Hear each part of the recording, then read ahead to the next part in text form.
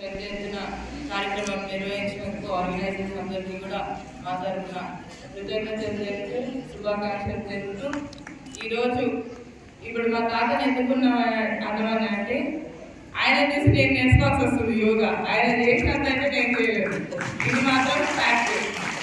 ఇక్కడ ఉన్న పిల్లలు కూడా నాకు తెలిసి ఎవరైతే ట్రైన్ అయ్యారో వాళ్ళే చేయగలుగుతారు. కానీ తప్పకుండా you are an inspiration in yoga for me. తప్పకుండా నేను కూడా నేర్చుకున్నామని డిసైడ్ అయ్యాను.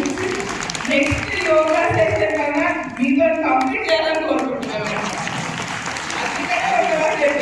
చెప్పడానికి మరి ఈరోజు ఇంతకుముందు సురేష్ గారు చెప్పినట్టు మెయిన్గా ఏంటంటే యోగా అంటే ఫిజికల్, ఎమోషనల్ అన్ని వెల్బీయింగ్స్లో పూర్తి స్థాయి స్టడీస్లో కూడా చాలా స్టడీస్లో yoga is helpful in curing many diseases without medicines అనేది ఉంది. అంటే యోగా అనేది ఏ రోగం వచ్చినా క్యూర్ చేయగలుగుతుంది. దాదాపు ఆల్మోస్ట్ చాలా వరకు రోగాలని యోగా క్యూర్ చేయగలుగుతుంది మందులు లేకుండా అనేది చాలా స్టడీస్లో ప్రూవ్ అయింది. కాబట్టి నా తరఫున మీ అందరికీ ఒక రిక్వెస్ట్ ఏంటంటే తప్పకుండా యోగా అనేది మీ డైలీ లైఫ్లో ఇంట్రడ్యూస్ చేయాలి. నేనే ఇంట్రడ్యూస్ చేస్తున్నాను మీకు చెప్తున్నా, అది వేరే కానీ ఇప్పటి నుంచి నేను కూడా చేద్దాం అనుకుంటా కాబట్టి మీకు చెప్తున్నా.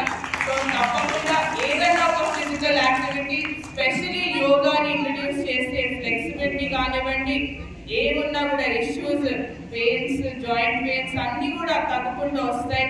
సో ఇది డాక్టర్గా వచ్చేసింది నోట్లకి. సో దీంట్లో వేరే ఉద్దేశం లేకుండా డాక్టర్గా కూడా చెప్తున్నాను, ఫ్లెక్సిబిలిటీ అనేది బాడీకి చాలా ఇంపార్టెంట్. ఇప్పుడు నేను 32 years నుండి కూడా నాకు ఆ ఫ్లెక్సిబిలిటీ లేదు, మా తాతకున్నంత ఫ్లెక్సిబిలిటీ.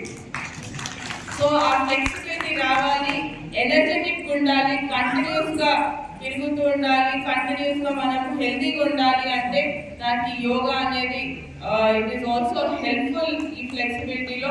దీంతో పాటు మిగతా స్పోర్ట్స్ మీరు ఏం ఆడినా కూడా పిల్లలు ఉన్నారు కాబట్టి తప్పకుండా స్పోర్ట్స్ మీ డైలీ రొటీన్లో పెట్టుకోవాలనేది నా అభిప్రాయం. సో ఐ థింక్ మీరందరూ కూడా దాంట్లో మంచిగా చేస్తారని కూడా కోరుకుంటూ నాకు ఇక్కడికి ఆహ్వానించినందుకు